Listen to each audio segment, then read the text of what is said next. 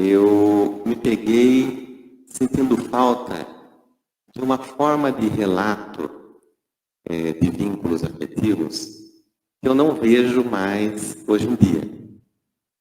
Vínculos em que as pessoas se entregam, vínculos que as pessoas sentem mais profundamente, vínculos em que as pessoas vejam o outro de uma forma maior, com mais valorização, etc.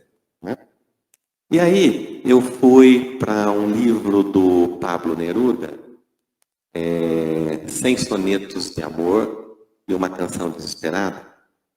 E o Pablo Neruda é especialista, né, nessa forma de relação. E ele diz assim: não estejas longe de mim um só dia, porque porque, não sei dizê-lo, é cumprido o dia.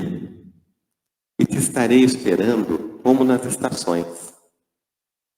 Ai, que não te quebrante tua silhueta na areia. Ai, que não voem tuas pálpebras na ausência. Não te vás por um minuto, bem amada, porque nesse minuto terás ido tão longe que eu cruzarei toda a terra perguntando se voltarás ou se me deixarás morrendo. O que a gente observa nesse relato? Né? A gente observa alguém que sente algo muito forte, que aceita esse sentimento, que se entrega para esse sentimento. Por outro lado, sente por uma outra pessoa, que é a amada que ele relata. E o outro, nessa forma de relação, alcança um ápice que, particularmente, eu vejo muito pouco hoje nos relatos em clínica. Perguntei para vários colegas, para vários outros psicoterapeutas, se eles têm observado relatos que a gente chamaria de relatos apaixonados, né? Mas o que eles me falam? Não me lembro de relato hoje ou de estar tendo algum contato desse tipo. Pergunto para alguns clientes: vocês conhecem alguém apaixonado? Não. Sabe que isso me intrigou. E foi um dos pontos que eu imaginei para a gente estabelecer esse diálogo aqui. O que acontece? De repente, eu atendi há 25 anos atrás vários relatos apaixonados, de pessoas se entregando, valorizando o sentir e valorizando o outro, para de repente agora, 20, 25 anos depois, um período de tempo curto, e de repente a gente vê uma espécie de extinção dessa forma de relacionamento. Como é que você, como historiador, Marcos, veria isso? Boa pergunta, Wilton. As sensações, né, os sentimentos, eles também fazem parte dos estudos históricos. Aliás, é algo que está um pouco, vamos dizer, na onda, né, dos estudos. É a história das emoções, até mesmo do ponto de vista político, a história dos ressentimentos. Então, do ponto de vista do amor, também é um objeto de estudo da história. Né? Como que a ideia do que é amor varia ao longo do tempo, como que a ideia de como eu tenho que viver essa ideia de amor, ela é cambiante no passar dos séculos e dos lugares. Então, isso é passível de estudo histórico. Para responder a tua pergunta, num primeiro momento, eu penso que somos formados, né, os indivíduos, por diversas camadas discursivas. Quer dizer, como se dentro de mim existissem diferentes discursos históricos que se cruzam e se misturam. Então, para ser mais claro, mais didático, dentro de mim ainda existe um pouco do amor platônico. Dentro de mim também existe um pouco ainda os romances de cavalaria. Ainda existe também um pouco o amor cristão. E principalmente, até porque é mais recente, o romantismo do século XIX. Então, essas camadas discursivas, claro que isso varia de indivíduo para indivíduo, elas coexistem aqui dentro. E elas, ao mesmo tempo, elas se chocam com esse mundo contemporâneo, né? Porque, afinal de contas, nós estamos na contemporaneidade, né? Então, como que se dá esse conflito entre as camadas discursivas que a gente vai passando um para o outro ao longo dos séculos e esse mundo atual? Aproveitando a tua fala, quer dizer, qual é o espaço que o mundo atual deixa para o outro? Né? Porque o poema do Neruda fala exatamente isso, o outro é indispensável, né? Existe uma indispensabilidade do outro. Não fique um minuto fora que eu já parece que é muito. E aí a gente pode terminar esse primeiro diálogo com uma pergunta provocativa. O mundo contemporâneo dá mesmo espaço para o outro ou o outro é dispensável? Né? Mas, enfim, aí só jogando a pergunta. É interessante porque você me fez lembrar de um relato que eu ouvi há pouco e tem sido um relato bastante comum. Acho que ele serve para ilustrar um pouco o que nós estamos conversando aqui. Nesse relato, um jovem e uma jovem, após um beijo, ela olha para ele e diz: por favor, não vá se emocionar. Eu fiquei pensando, né, nessa frase, não vá se emocionar, de diversas formas. Não vá sentir muito. Não vá se apaixonar. Não se apega, não se envolve. Não se envolve. Mas eu acho que, então é isso que eu penso, é amplo, porque ele é muito comum hoje usar o termo emocionar. E menos comum o termo eu te amo, ou eu estou apaixonado por você. Interessante porque na psicologia, o termo emocionar se refere a um sentir generalizado. Nós falamos, por exemplo, das emoções do bebê. Na medida em que uma pessoa vai entrando em contato com o outro no seio de uma cultura, e quanto mais complexa é essa cultura, mais as emoções vão se refinando e vão se transformando em sentimentos. Então eu fico pensando aqui. Então nós caminhamos para algo que estamos voltando no desenvolvimento psicológico. Então, nós temos dois adultos que um fala, não vá se emocionar. Então é assim, primeiro, não vale a pena sentir. Não vale a pena sentir porque deve ter algum problema hoje em dia o sentir. E o sentir envolve, por exemplo, a relação com o outro. E a relação com o outro em que quem é esse outro? O que eu vejo nas relações atuais, o outro é alguém que eu não posso confiar. O outro é alguém que se eu me relaciono com ele e me envolvo, eu posso me dar mal. Eu posso ser traído. Daí vem uma pesquisa na psicologia que diz assim, que um dos códigos afetivos mais importantes hoje e que diz que alguém está bastante envolvido com o outro é quando um entrega o celular para o outro para que o outro vasculhe. Bom, aí eu fico pensando, então entregar o celular para que o outro vasculhe indica que se eu vasculhar tudo e não encontrar nada, o meu vínculo de confiança aumenta. Mas veja bem, mas eu ainda vou usar a palavra emocionar, que é algo generalizado e que talvez não esteja voltado para o outro, esteja voltado para mim. Não, e é muito interessante que, conforme tu ia falando, me vieram assim várias ideias ao mesmo tempo. Essa sociedade contemporânea que tira selfies, ela parece que está o tempo inteiro em busca de si. E se eu estou o tempo todo em busca de mim, eu fico buscando aquilo que é igual.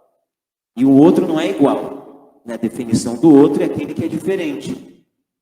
Eu acho que aqui tem uma situação. Eu estou sempre buscando a minha própria imagem, meu próprio reflexo, que as pessoas deem likes e curtam a imagem que eu tirei de mim mesmo, e o outro não é isso, o outro é o outro, ele é diferente. Acho que esse é um ponto de choque. Outra coisa, conforme foi falando, a ideia da confiança. O outro não é um lugar, você ter colocado desse jeito, em que eu deposito confiança. O outro é uma ameaça. O outro é uma ameaça a mim. E aí, outra palavra que tu disse é a coisa pode ser que eu me dê mal. De repente, apaixonar-se, pensando o apaixonar-se como uma das formas de amar, é um risco.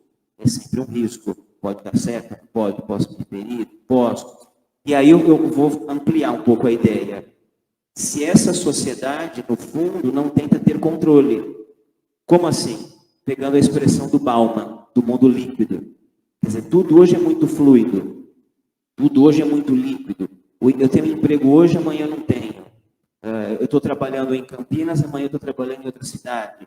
Eu estou morando num país, agora eu vou morar em outro.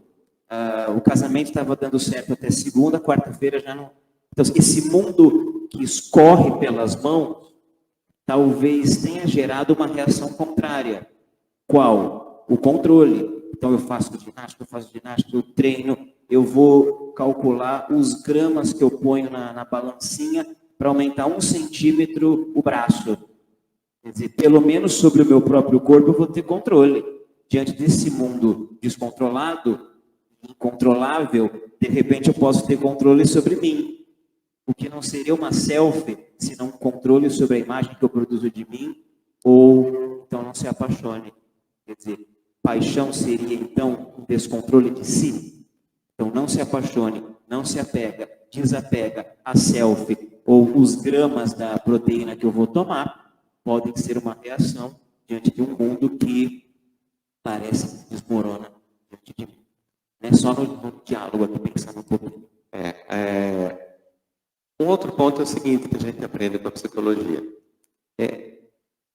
Para que eu sinta e me envolva realmente por alguém, a liberdade é essencial.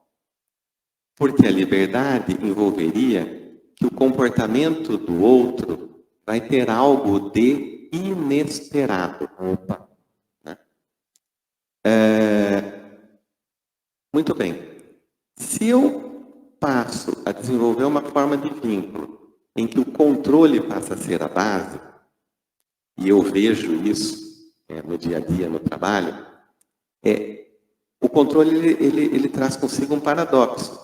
Eu quero o outro, eu busco o outro para controlá-lo. Quando eu o controlo, ele já não serve mais. Eu me desinteresso. Fica chato. Então, o controle, ele visa ter o outro a qualquer custo, mas quando eu o tenho, assim como uma camisa que eu compro, uso alguns dias, e dali a pouco já não serve mais, o relacionamento também já não serve mais. E é interessante, você observa depois que o que resta desses relacionamentos que acabam? Não resta nada. Nem lembranças. Parece que aquilo se espocam no ar, como diz o Neruda, né? Se acabam. Né? E então eu fico pensando aqui, excesso de controle, desvalorização do outro, negação do sentir. Eu acho que dá para entender um pouquinho porque que a paixão foi se dissolvendo ao longo do tempo, até a gente não encontrar quase relato nenhum. As pessoas usam uma expressão curiosa, né? Não, mas eu estava namorando e eu dava liberdade para o outro. E aí é muito curioso porque a liberdade do outro não me pertence. Né? Porque como assim eu vou te dar? a tua liberdade, mas a tua liberdade é tua. Não sou eu que tenho domínio sobre ela e te entrego. Então, até nessa expressão, que parece libertadora, ela já tem um controle. Porque parece que eu é que tenho um controle sobre a liberdade do outro. Viu? Eu te dava a liberdade, mas a liberdade é tua, não é minha. E essa coisa, resgatando uma outra fala, do celular. Olha o celular, é prova de estar envolvido. E aí me lembra uma análise do filósofo Han, que a gente até tinha conversado um outro dia, em que ele diz que as pessoas até costumam dizer, não, mas eu confio nele ou nela, tanto faz, né? É por isso que eu entrego o celular. Eu te dou a minha senha e tu me dá a tua senha, porque a gente confia um no outro. E o filósofo Han, o coreano, ele inverte a lógica. Ele vai dizer, mas só pode existir confiança quando existe segredo. Não precisa me mostrar, eu confio. Pronto, aí é confiança. Agora, quando eu tenho que trocar a senha e deixar tudo escancarado e aberto, é a sociedade da desconfiança. Aí voltamos para o início do diálogo. O outro é o lugar da ameaça, da desconfiança, da incerteza, daquilo que pode me ferir. Então, é emocionar, não é o apaixonar, como você. Um outro ponto que você colocou agora é a questão do privado, do que é público e do que é privado no relacionamento. Né? Para que eu tenha o controle, tudo que é do outro tem que se tornar público para mim. Eu tenho que ter acesso à privacidade do outro. Né? Mas no momento em que eu mato a privacidade do outro, o outro deixa de existir. Porque a privacidade é aquilo que é do outro. O que não cabe a mim saber. O outro tem que ter uma história, tem que ter uma vida própria, tem que ter uma individualidade e que deve ser respeitada no relacionamento. Na medida em que eu invado e não admito a privacidade, eu nego a existência do outro. Na medida em que eu nego a existência do outro, eu deixo de sentir. Até porque o outro deixa de existir. E ele vai ter que se tornar aquilo que eu gostaria que ele fosse. Aquilo que eu aceito que ele seja. Apenas aquilo que me dá segurança. Interessante, né? Porque podemos pensar até nas redes sociais, né? O público e o privado. O que é o público e o privado nas redes sociais? Embora hoje a coisa tenha mudado um pouco, né? As pessoas põem uns filtros para impedir isso ou aquilo, mas na medida em que eu publico tudo, pensando num exagero, né? Sim. Alguém pode dizer, mas eu não publico. Não, tudo bem, pensando no geral, uma coisa mais exagerada. Se eu publico tudo, o que sobra para eu compartilhar com uma pessoa, com alguém? Né? Então, a minha vida privada, ela se torna não privada, ela se torna de todos. Né? Então, o que emociona mais hoje? Aí uma provocação do bem. O que emociona mais hoje? O elogio de uma pessoa ou os milhares de likes de uma plateia anônima? Né? Quer dizer, será que... Nem sei se usei o termo emocionar corretamente, né? Mas assim, o que mexe mais comigo, será? Então, acho que é um tema que está em construção, né? Essa sociedade também, ela está buscando outras formas, sem idealizar o passado, né? Não é isso. Antes era melhor. Não. Temos problemas, temos questões, e como é que a sociedade busca soluções para essas questões hoje? Acho que essa é a temática. Não, e eu acho que, eu penso assim, até como psicólogo, que nós estamos diante de um fenômeno psicológico. Esse fenômeno qual é a forma de vínculo que está ocorrendo hoje, né? Que se repete, de relacionamento afetivo, né? Eu acho que é um fenômeno que vale a pena a gente parar, refletir, se debruçar sobre ele, né? Porque é um fenômeno intrigante, porque ele mostra uma mudança, ele mostra algo que realmente está ocorrendo, né? Não é algo que nós estamos criando aqui na nossa cabeça. E, historicamente, eu entendo que é um fenômeno muito interessante para ser estudado. Claro, porque sim, com certeza, porque historicamente também é um fenômeno. Né? Como historiador, se as pessoas estivessem dizendo, nossa, desse jeito está ótimo, poderíamos não estar falando sobre esse assunto. Mas o que a gente percebe é que isso vai gerando incômodo, inquietude, as pessoas se queixam umas para as outras, isso gera, sei lá, ansiedade, angústia, dores. Então, o historiador também se lança, né? Como disse uma vez o historiador Mark Bloch, o historiador é que nem o monstro da lenda. Onde ele farejar a carne humana, ali está a sua presa. Né? Então, se os indivíduos, as pessoas, estão diante de dilemas, o historiador pergunta o que nós nos tornamos para nós mesmos, né? Ao longo desses séculos. Então, vale a reflexão, porque é um tema latente,